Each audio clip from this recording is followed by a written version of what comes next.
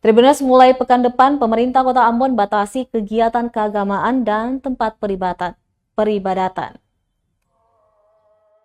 Pemberlakuan pembatasan kegiatan masyarakat atau PPKM Mikro Level 2 di Kota Ambon resmi dimulai Senin 7 Februari 2022.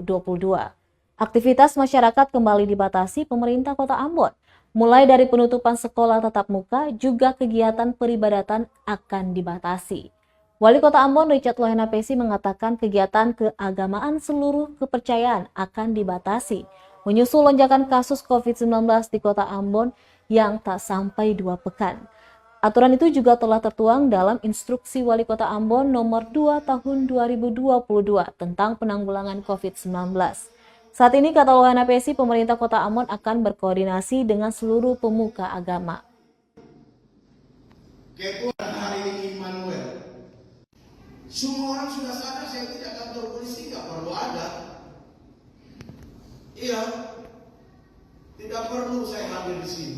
Si pemerintah kota akan rapat koordinasi juga dengan seluruh tokoh-tokoh agama, ya, dalam rangka membatasi lagi kegiatan-kegiatan keagamaan yang sesuai dengan level 2, maka dia 50%. Nah, kita tahu ini kan DPM sementara melaksanakan kegiatan sidang jemaat. Nah, itu juga harus kita antisipasi betul, ya, harus betul.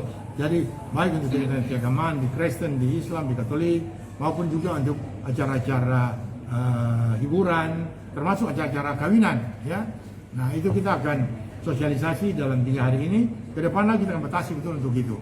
Adventus yang kita sudah jalani ini, hidup kita nyaman. Minimal kita bisa seperti pohon Natal yang indah. Terima kasih sudah nonton. Jangan lupa like, subscribe, dan share ya.